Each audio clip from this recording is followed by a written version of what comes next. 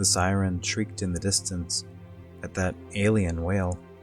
We disarmed ourselves, us and the enemy. The youth across from me, about to fire, holstered his weapon. His look of hatred instantly changed to one of fear, eyes darting towards the nearby darkening expanse of trees, and then back to mine. I nodded curtly in understanding.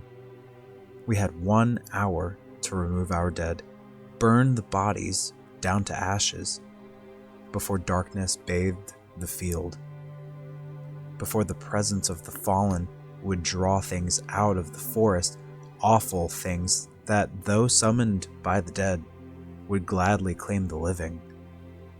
Both sides knew we had the choice of either being united in this brief ceasefire or in death.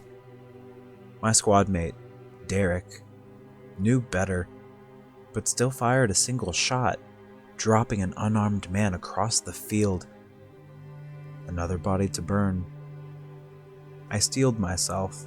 I was closest to him. Of course, I had to be the one to do it. Eyes still on his honorless kill, he never saw it coming. Another sharp interjection to the siren rang out. Derek collapsed to the blood-saturated ground. 2 more bodies to burn. Our fallen were reduced to ashes. Leaving anything more substantial was an invitation to feast on more than just the dead. Our ancestors learned that the hard way. The mechanical scream ceased, replaced by the far worse, hungry, greedy chittering beyond the tree line.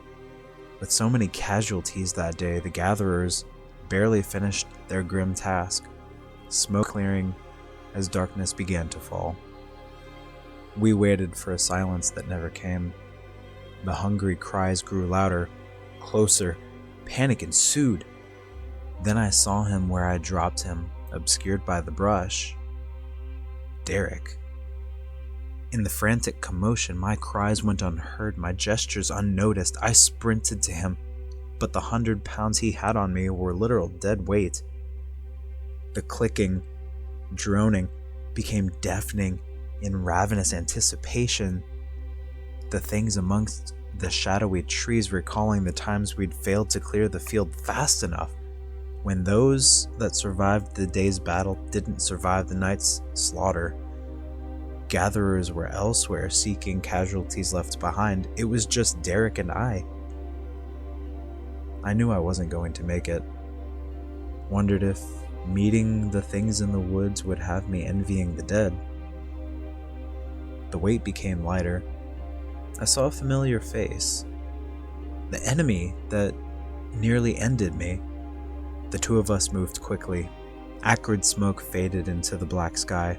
Hungry cries came from the forest, finally fell silent. There would be no more deaths that day. He gave me a ghost of a smile. I nodded, wordlessly thanked him with a thin smile of my own.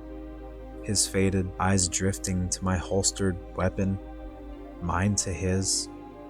We understood our necessary truce was a fleeting one. Understood that if our paths crossed in the light of day, one of us would become yet another body on the field.